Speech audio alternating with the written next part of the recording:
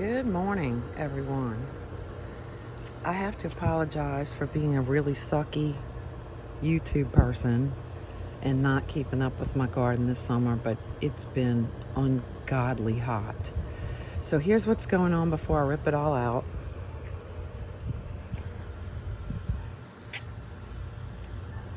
We've had unusually hot and unusually rainy June, as you all know, and we've had some problems with bugs, a lot of stink bugs and worms getting on our peppers and stuff. Look at this. This is sad. Now watch. I'm going to cut this and show you what the inside looks like. Oop, you saw that? It just busted open. It's all full of liquid. Gross. So we find, I'm sorry about the horrible camera problems, but I have two hands only. So yeah, we've been having some problems with those getting rotten. These are the giant Marconi peppers. This is the purple coneflower or echinacea. I wish I could put smell on this video. To me, these smell like honey. They are just delightful and they've lasted for so long. I will plant these in my garden every year. I just love them. I had to move my stevia. It was getting way too much sun right here. So now it's back there. This thing is going crazy with bell peppers. Big success with bell peppers. Not big success with the Cherokee tomatoes I had in here. They're gone. Had to pull them out. This butterfly plant has collected quite a few aphids, which I guess is good because it attracts other beneficial insects and it keeps them away from the other things that I don't want them to be on. But I'm not real fond of aphids because they can travel, so I have to be honest and tell you that I sprayed them with some stuff to get rid of them. My Kajari melon made two, and they were wonderful. I don't know what this stuff is that's on them. This looks like leaf miners, but this does not look good. So I am getting ready to contact the LSUAg Center and ask for help. I did talk to Dan Gill this morning on the radio show on 105.3 Saturday mornings, FM. They have his show, and he is awesome. If you don't already know that, give it a try. Listen to his show. But I asked him about my militant here. I thought maybe the cattle panel trellis was getting too hot, but it's really not. And it shoots up beautiful new growth and then it dies back. It could be too much water, but I don't think that's the problem. He said just to prune out the dead foliage, so that's what I'm going to do. He says they're very hardy. I hope he's right because I would really like some militant come Thanksgiving.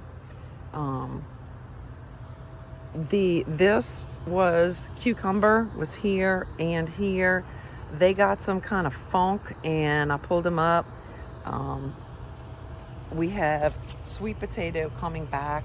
Y'all, if you ever plant sweet potatoes, get them out of the ground because they come back and come back and come back. Tomatoes are getting ready to come out. The other thing Dan Gill said was put your vegetable garden to bed. So it's time for the vegetable garden to go to sleep. So that's why I really wanted to make this video before we do that. I want to show you these white eggplant that you can see are not white. Some are, but these are sunshine yellow. I'm like, what is up? Especially since we've had problems with bugs. Stink bugs a lot, and those little orange bugs with the black legs and stuff. So this is what he said. You can't harvest white eggplant by size. You have to harvest them by maturity. When they get yellow, they're overripe and they can be bitter. We ate a yellow one, didn't have a problem with it, but I have a lot of harvesting to do because there are a lot of white eggplant in here. And I want to get them, even if they're small, before they get too big. And he said, that's how eggplant got their name. White eggplant, especially because they look like big eggs. So don't expect them to get big like purple globe eggplant. So we have a lot of harvesting to do. My beans are looking a little rough. It's been really, really hot. These are all coming out. But I had sweet potato vine still growing in here. I'm trying to pretend it's beans. See this? Sweet potato vine. Difference in the leaf. It's trying to be like a bean, and it's not a bean. You are not fooling me, sweet potato vine. Worms got on my beans, so I sprayed some spinosad spray on them. They were the leaf curler type worms. They get like this. See, they get in these little pockets right here, and they lay themselves in there, and so I like to go and squish them. I know everybody can't do that because it's gross, but I can, and I do. I did spray something on them though, and then of course it rained because it's been raining so much here.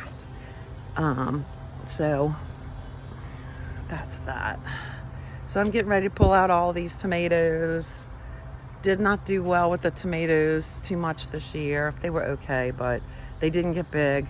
The spicy globe basil is crazy happy, and the only reason I haven't cut down all those flowers is because of this. See that guy right there and that guy right there? All of those little worker bees, they are having such a good time. I do not have the heart to cut this down, especially since, guess what? We're gonna get into bees. I'm so excited. We found a bee mentor close by. His name is Matt. I call him Matt the bee man, and he is going to help us.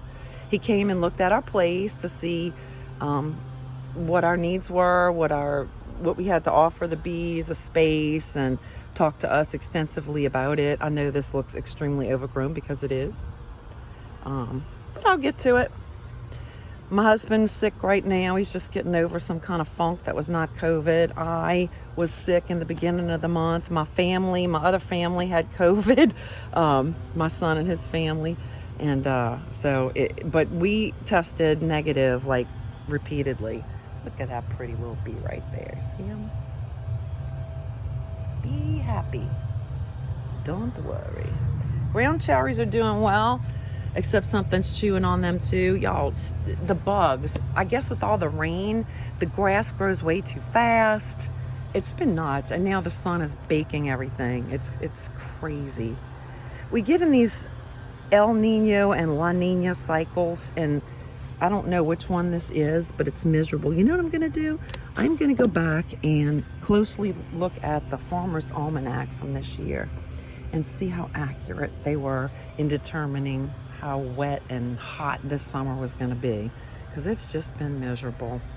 But anyhow, so I need to do some serious cleaning up in this place. Dan Gill's advice was to pull out your vegetable gardens, put them to sleep for the summer, compost them very well, so that when you're ready to plant in the fall, they will all be ready. He said you could also put down like a piece of cardboard and then put your mulch on top of that, wet it down real well. That will kill all the weeds off, and keep your soil protected for when you're ready to plant in the fall. I would also like to add something that he talked about today. He suggested to a gentleman, they were talking about blueberry plants and how they had a possum or raccoon problem because their berries kept disappearing. And he suggested to put some netting around it. I would suggest to use a cattle panel trellis like this to put around it. They're like under 40 bucks at Tractor Supply, and you get you a couple little T-posts, you make an arch out of it over your plant, and you put your bird netting over that. It's uber simple and pretty cheap. And then you can reuse that cattle panel trellis. You can pull it up and move it. I use it for all kinds of vertical gardening. As you see, they're all over my garden. So I have a lot of work ahead of me. I hope you guys are staying well and staying cool and out of this sun and heat. Thank you very much for coming to my channel and for being subscribers. I appreciate you. I would also suggest one last thing: get your soil tested. You can get test kits from LSUAg Center. Our guy's name is Chris. and he is over in the Yenny building, the Joe Yenny building over there by Clearview. So get you a box, get you a soil sample done, send it off. It's like 10 bucks or something. It's pretty cheap to have your soil tested. And then you will know how to amend it, so you will have a successful fall and next spring garden. Peace out. Happy planting.